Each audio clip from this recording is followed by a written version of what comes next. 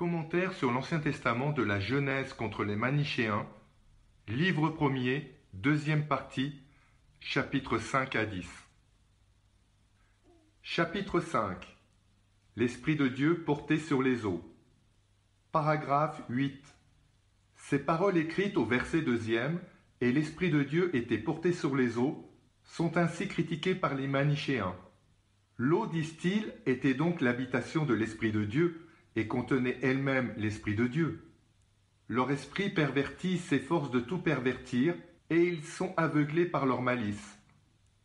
Quand nous disons que le soleil s'élève sur la terre, voulons-nous faire entendre que le siège du soleil est la terre et que la terre contient le soleil? Cependant, l'Esprit de Dieu n'était point porté sur les eaux comme le soleil est porté sur la terre, mais d'une autre manière que peu d'hommes comprennent. Ce n'était point dans l'espace que l'Esprit de Dieu était porté sur les eaux, comme le soleil est porté sur la terre, mais par la puissance de son invisible nature. Dites-nous, hérétiques, comment la volonté de l'ouvrier est portée sur ce qu'il doit faire, s'ils ne comprennent pas ces choses qui sont de l'homme et qui arrivent tous les jours qu'ils craignent Dieu et cherchent avec simplicité de cœur ceux qui n'entendent pas. Autrement, en cherchant à abattre par leurs paroles sacrilèges la vérité qu'ils ne peuvent voir, ils sentiraient la cognée se retourner sur eux-mêmes. Car la vérité ne peut être renversée puisqu'elle est immuable. Et tous les coups qu'on veut lui porter sont repoussés et retombent avec plus de violence sur ceux qui osent l'attaquer en frappant ce qu'ils devraient croire, pour mériter à le comprendre. Paragraphe 9. Ils font une autre question et demandent avec fierté: d'où venait l'eau sur laquelle était porté l'Esprit de Dieu? Est-il écrit précédemment que Dieu ait créé l'eau? S'ils cherchaient avec religion la réponse à cette difficulté, ils la trouveraient.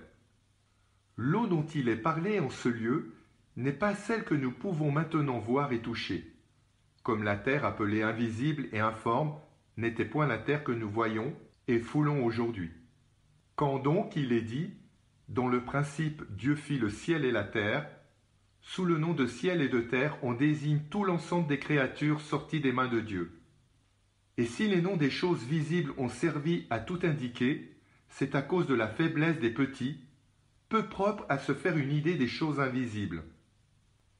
Ainsi donc a été fait d'abord, confuse et informe, la matière de laquelle devaient être faits tous les êtres qui ont paru ensuite avec leur forme déterminée. C'est, je crois, ce que les Grecs appellent chaos. Aussi bien, dans un autre endroit, nous lisons ces mots à la louange de Dieu: vous qui avez fait le monde d'une matière informe, d'autres copies portent d'une matière invisible. Chapitre 6. La matière informe tirée du néant.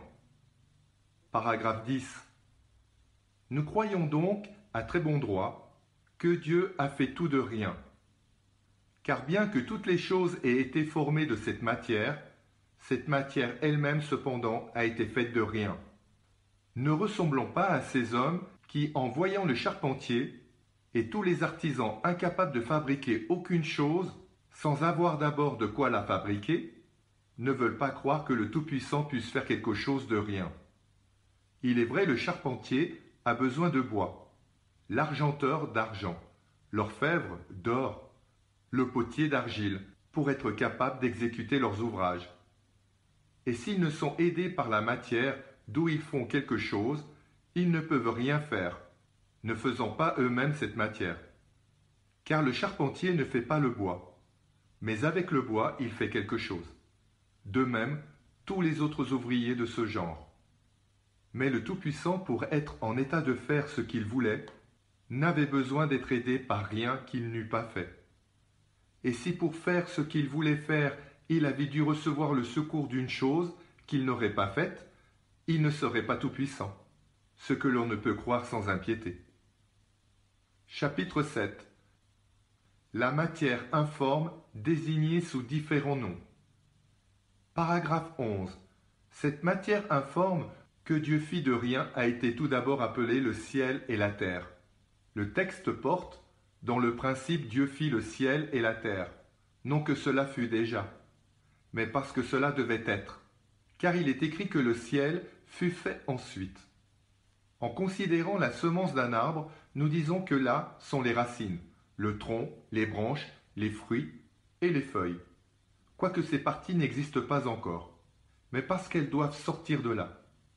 De la même manière, il a été dit, dans le principe Dieu fit le ciel et la terre. C'était comme la semence du ciel et de la terre, puisque la matière du ciel et de la terre était encore à l'état de confusion. Mais parce qu'il était certain que de là devait se former le ciel et la terre, la matière elle-même a pris le nom de ciel et de terre. Notre Seigneur emploie cette manière de parler quand il dit « Désormais je ne vous appellerai plus serviteur, parce que le serviteur ignore ce que fait son maître.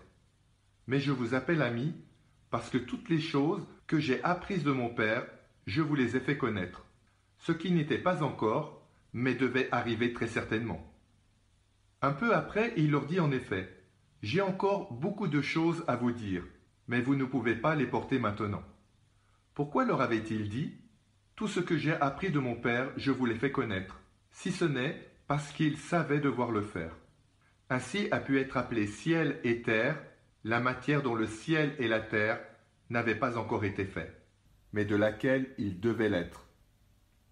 Nous trouvons en grand nombre de pareilles expressions dans les divines écritures, expressions conformes à notre façon ordinaire de parler.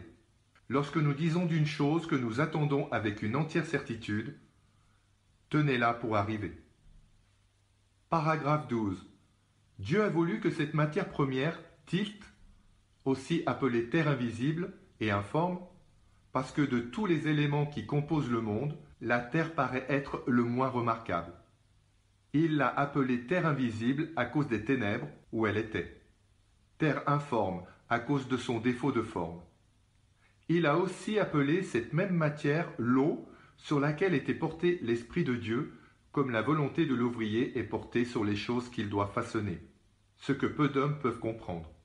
Et je ne sais s'il en est même quelques-uns qui soient capables de l'exposer avec les ressources de la parole humaine.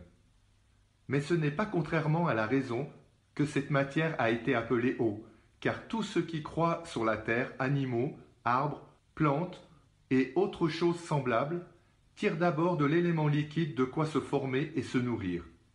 Ainsi donc, tous ces noms de ciel et de terre invisible et informe, d'abîmes couverts de ténèbres, d'eau, sur laquelle était porté l'Esprit de Dieu, sont des noms de la matière première. Ils ont été employés afin que des termes connus fissent entrer dans l'esprit des ignorants l'idée d'une chose inconnue. Et au lieu d'un nom, il y en a eu plusieurs, parce qu'un seul aurait pu donner occasion de croire qu'il s'agissait de l'objet que les hommes avaient l'usage de comprendre sous ce terme. Cette matière est donc appelée ciel et terre, parce que de là devait sortir le ciel et la terre. Elle est nommée terre invisible, informe, et ténèbres sur l'abîme, parce qu'elle était sans forme ni figure, et qu'elle ne pouvait d'aucune manière être vue ni touchée, quand même il y aurait eu là un homme capable de voir et de toucher. On l'appelle eau, parce qu'elle était souple et traitable sous la main du grand architecte, qui en voulait former toute chose. Mais encore une fois, tous ces différents noms désignent la matière informe et insaisissable de laquelle Dieu a fait le monde. Chapitre 8. Dieu approuve la lumière. Paragraphe 13. Et Dieu dit que la lumière soit faite, et la lumière fut faite. Ce n'est point cela que censurent les manichéens, mais ce qui vient ensuite. Et Dieu vit que la lumière était bonne. Ils disent en effet, Dieu ne connaissait donc pas la lumière, ou il ne connaissait donc pas le bien. Misérable à qui il déplaît que Dieu se soit complu dans ses ouvrages, quand parmi les hommes, il voit l'artisan, par exemple le charpentier, tout nul qu'il soit en comparaison de la sagesse et de la puissance de Dieu, tailler néanmoins si longtemps, travailler sa matière avec la hache, la scie, la plane et le tour, la polir pour l'amener à la perfection des règles de l'art, et faire que l'ouvrage plaise à son auteur. Et parce que son œuvre lui plaît, en conclurez-vous qu'il n'avait pas l'idée de ce qui est bien? Sans aucun doute, il l'avait dans son esprit. Ou l'art est en lui-même plus beau que les formes qu'il produit. Or, ce que l'ouvrier voit intérieurement dans l'art il le réalise en dehors dans l'œuvre qu'il exécute. Et c'est l'exécution de cette œuvre qui lui plaît. Dieu donc vit que la lumière était bonne. Ces paroles ne veulent pas dire que Dieu vit un bien dont il n'avait pas encore connaissance, mais que l'accomplissement de son ouvrage lui plut. Paragraphe 14. Que serait-ce donc s'il était dit « Dieu vit avec admiration que la lumière était bonne », comme il se récrirait? Quel procès il nous ferait? En effet, ce sont ordinairement les choses inattendues qui font naître l'admiration. Et cependant, ils lisent dans l'Évangile et relèvent avec éloge que notre Seigneur Jésus-Christ admirait la foi des croyants. Et qui avait formé en eux cette foi, sinon celui qui l'admirait? En supposant même qu'elle eût été l'ouvrage d'un autre, pourquoi l'admirait-il, lui qui l'avait prévu? Si les manichéens répondent à cette question, qu'ils reconnaissent aussi qu'on peut répondre à la leur. Et s'ils ne sont point capables de la résoudre, pourquoi censurer ceux qu'ils repoussent, comme ne les regardons pas, quand ils ignorent ce qu'ils disent leur appartenir? En admirant une chose, notre Seigneur nous marque qu'elle doit être un objet d'admiration pour nous, qui avons encore besoin d'être remués par ce sentiment. Tous les mouvements semblables qu'on remarque en lui ne sont donc pas les signes d'un esprit agité, mais ceux d'un maître qui enseigne. Ainsi en est-il de certaines paroles de l'Ancien Testament. Elles ne révèlent en Dieu aucune faiblesse, mais elles s'accommodent à la nôtre. Car au sujet de Dieu, rien ne peut être exprimé en termes convenables, et c'est pour nous faire croître dans la foi et parvenir à ce que nulle parole humaine ne saurait exprimer que les choses nous sont présentées dans des termes que nous pouvons entendre. Chapitre 9. Nom donné par Dieu à la lumière et aux ténèbres. Paragraphe 15. Et Dieu fit la division entre la lumière et les ténèbres. Et Dieu donna à la lumière le nom de jour et aux ténèbres le nom de nuit. Il n'est point dit ici « Dieu fit les ténèbres » parce que les ténèbres, comme nous l'avons montré plus haut, ne sont que l'absence de la lumière. Il y eut cependant une division entre la lumière et les ténèbres. C'est ainsi que nous-mêmes, en criant, nous produisons le bruit de la voix. Et en n'exprimant aucun son, le silence, parce que dans la cessation de la voix consiste le silence. Néanmoins, nous distinguons de quelque manière entre la voix et le silence. Et les deux noms désignent pour nous des objets différents. Comme donc l'a dit avec raison que le silence est fait pour nous, ainsi dans plusieurs endroits de l'Écriture, il est dit à juste titre que Dieu fait les ténèbres, parce qu'il refuse ou retire la lumière au temps et au lieu qui lui plaît. Toutes ces expressions se prêtent aux besoins de notre intelligence.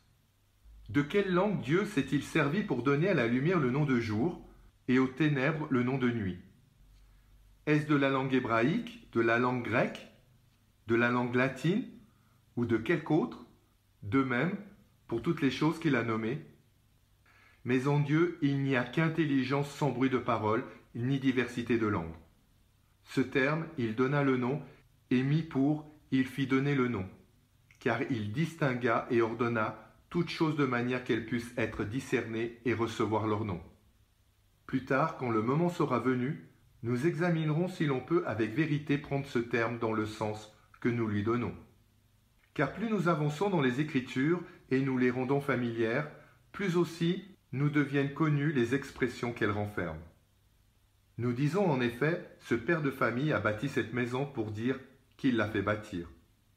Et en parcourant tous les livres divins des Écritures, on trouve beaucoup d'expressions semblables. Chapitre 10. Le matin et le soir. Paragraphe 16. Alors se fit le soir, et puis le matin. Et il y eut un premier jour. Nouvelle calomnie des manichéens.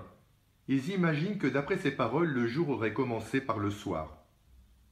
Ils ne comprennent pas que faire la lumière, la séparer des ténèbres, et l'appeler jour, et donner aux ténèbres le nom de nuit est une opération qui tout entière appartient au jour. Or ce fut après cette opération, et comme après le jour que le soir se fit.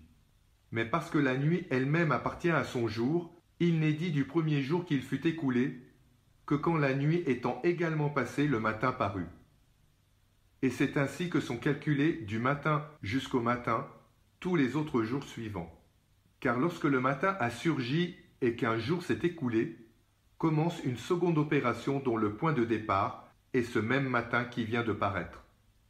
Après cette opération se fait de nouveau le soir, puis le matin. Alors un second jour est passé. De la même manière s'écoulent ensuite tous les autres. Fin de la deuxième partie du livre premier.